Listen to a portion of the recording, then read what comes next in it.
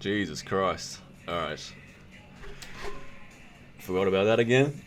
Shoulder day. Shoulders and fucking side. Oh shit.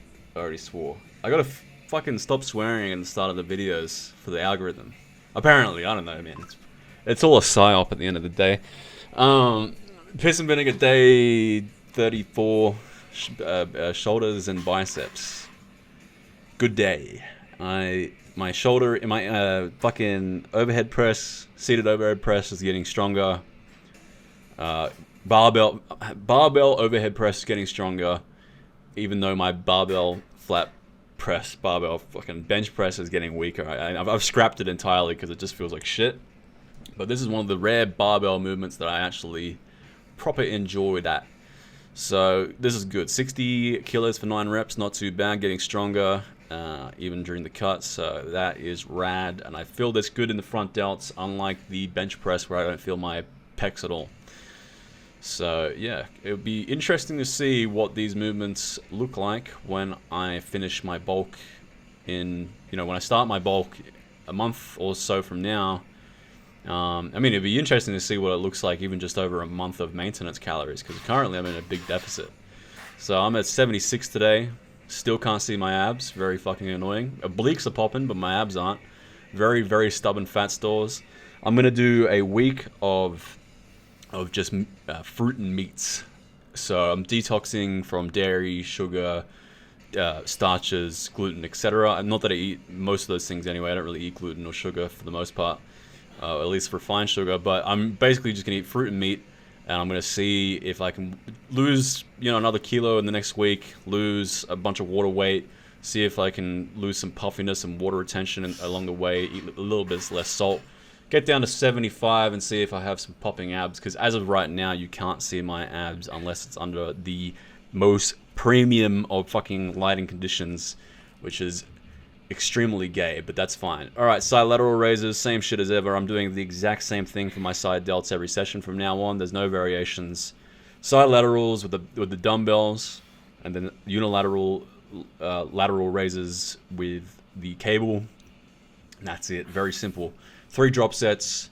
This is all you need, man. My side delts, they have been growing quite a bit, and part of it obviously is when you cut weight, your delts look better. Like they're one of the muscles that look way better when you're cutting. Like arms and stuff, not so much. Back, not so much when you're a natural, because you don't have that fullness as much as a gearhead, or maybe a very advanced natural like a Jeffrey Schofield or an Alpha Destiny, or people that have good insertions in general, really. But if you don't have good insertions like me, you have terrible shit insertions. When you cut down, some things get worse, but some things get way better. And one of those things is your side laterals, or your delts in general look better when you're leaner, because you have more of that 3D pop. But also, switching to high intensity really did a number on my delts. My delts didn't grow for years, so this is excellent shit. Do high intensity for side delts, if nothing else, because you will get gains. So 3 drop sets here. Bunch of forced reps, etc. Just getting as much time and attention as I can on the side delts, because although it's a very small muscle, they're one of the most important muscles for your physique. They're probably the most important muscle for the V-taper, as it is it's in direct correlation to your waist to shoulder ratio. So get your side delts big. Now unilaterals. This stack, or this 5 kilo weight plate on the stack, is a bit too light. 5 is as light as it goes, and that's, too heavy rather. It's too fucking heavy. Especially now that I'm doing 5 seconds up, 5 seconds down tempo. I barely get 4 or 5 reps here, so I do a bunch of force reps to overcompensate, which is fine.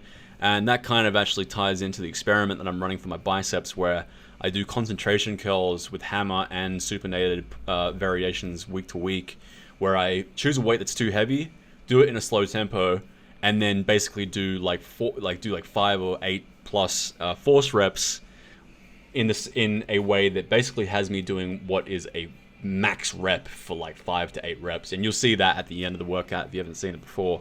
It's a new experiment I'm doing, so I might even actually start doing that for these side laterals too, because my biceps are relatively blessed genetically relative to the rest of my body. And when I say blessed, I mean they just look better than the rest of my body. They're not necessarily special.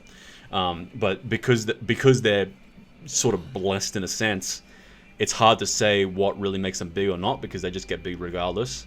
Whereas my side delts, not so much. So maybe it would be operative to experiment on the biceps and side laterals with this new sort of experiment that I'm trying to run. And I don't know anybody else that's ever run this. I know people that do negative training where they don't do the positive at all. They just get a weight that's too heavy and then they do negatives with it, and then they lift it up and they do another negative. But I've never heard of anyone doing max reps that are forced for an entire set. Like, normally you do force reps at the end of your set. You do 2, 3 force reps when you've already failed with a partner or a unilateral movement where you can help yourself, like this one exactly here. But very seldom, or well, really never, have I seen anyone do a straight set where it's all forced reps, or almost entirely forced reps, where you're getting, 5 to 8 max reps. So yeah, you'll see at the end of the workout what I mean by this.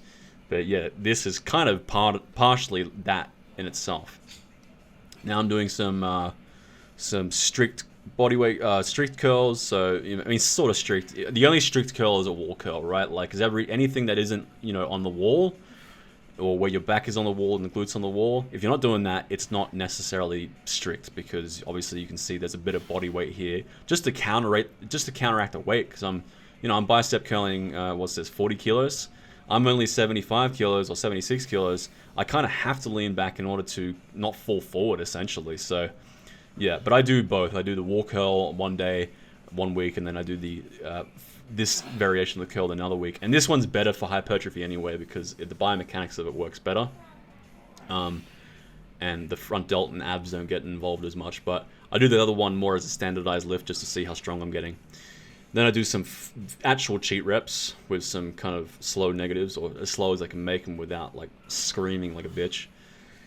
And then I move on to more of the forced reps training that I was talking about just before. So this is like a weight that's too heavy to do, a full set of 8 to 12 or 6 to 10. This is like 4 rep max, and then 6+ more reps of max out force reps. So it's like getting the hardest last rep of failure work at the end of your sets, and then doing that numerous times. So it'd be interesting to see. Who knows, it might cause overtraining. It might cause some spectacular gains that I've never seen before, because I've never, again, seen anyone do this before. So this will be cool. Feel free to steal it if you want, but credit where that credit's due, if you would. Or if you've seen someone do this before me, yeah, then all credit to them. But these are good, and they fucking hurt so bad. Like, I have to pause sometimes at the bottom, because it hurts unbelievably bad, especially on biceps, where there's so much pain receptors in there. But they're good. They're really good.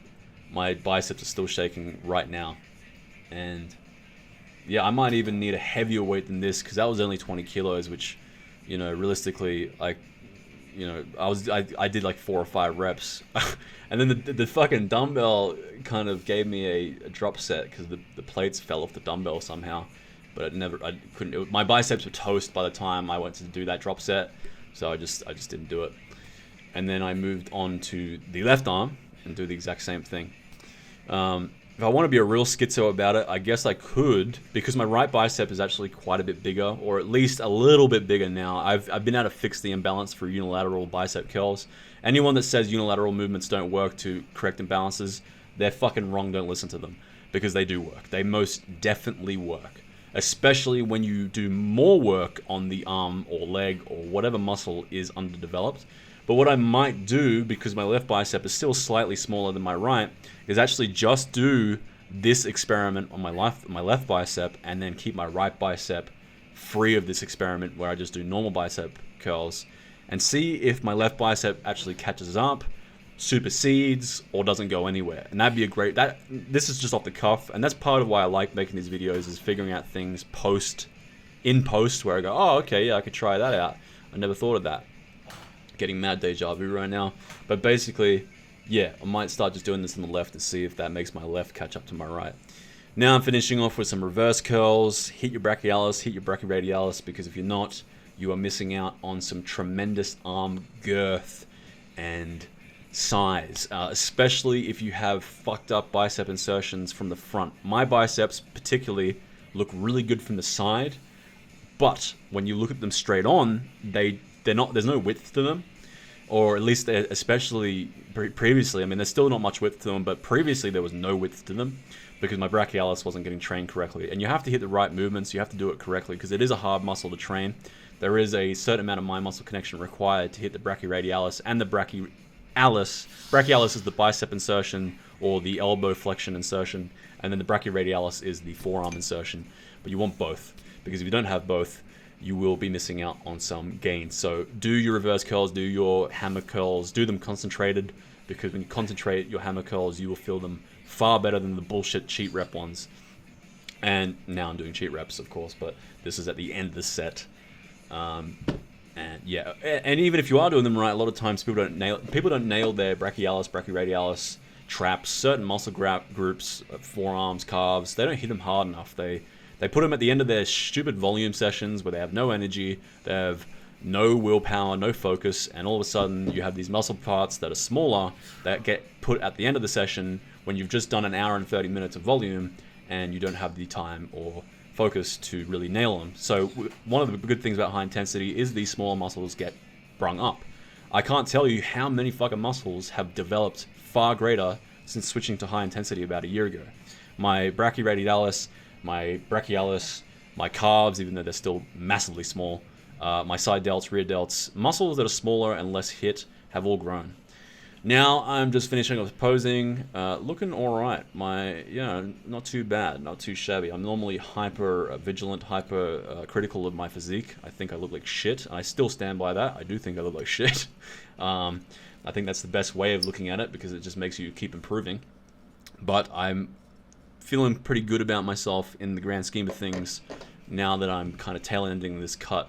Some things are looking smaller because when you're a natural, things like the back, the arms typically look a little bit less big when you've cut, but then things like delts, chest, obviously abs, they all get far better looking when you cut. So unless you're on gear,